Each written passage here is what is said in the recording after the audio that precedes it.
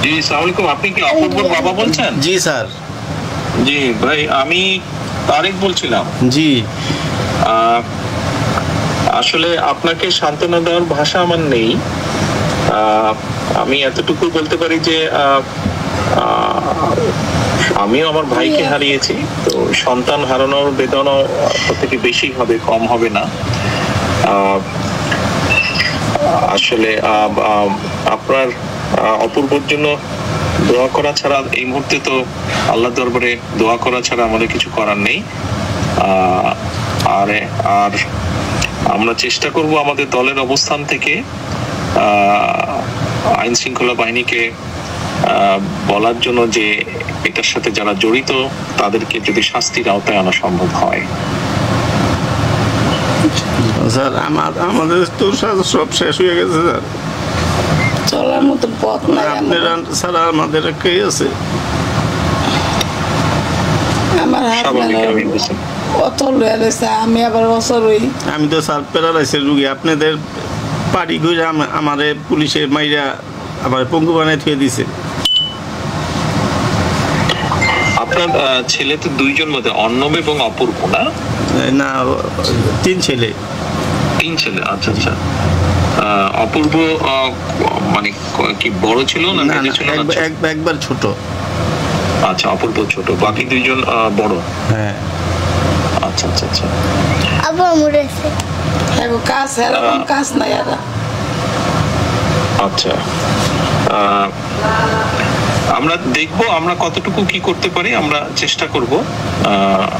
আমাদের বহু নেতাকর্মী এইভাবে নির্যাতিত হয়েছে, বহু নেতাকর্মী এরকম সমস্যায় আছে।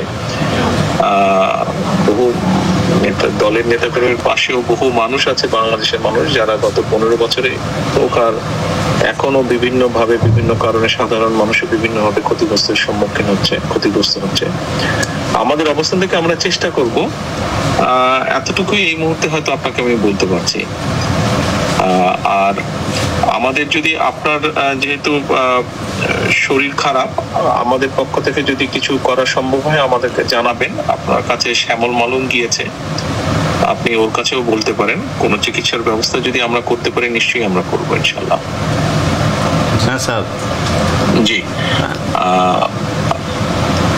আপনার যদি পারিবারিক ভাবে যদি কোনো রকম কোনো সহযোগিতার প্রয়োজন হয়, শ্যামল মালুম আমাদের ছাত্র দলের জয়েন্ট সেক্রেটারি যে গিয়েছে আপনার কাছে, কেন্দ্রীয় ছাত্র দলের, আপনি ওর সাথে যোগাযোগ করলে আমরা দলের পক্ষ থেকে অবশ্যই চেষ্টা করব আমাদের সাধ্যমতো ইনশাআল্লাহ।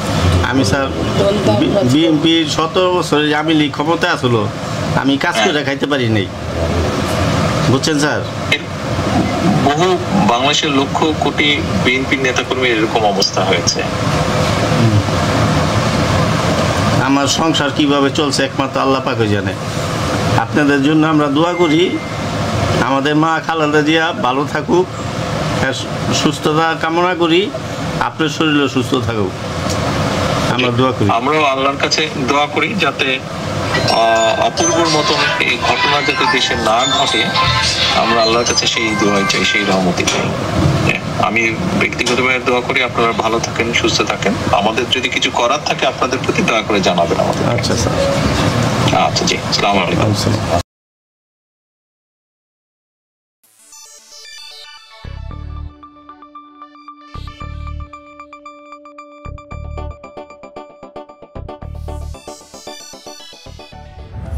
আপনারা দেখছেন প্রবাস বার্তা।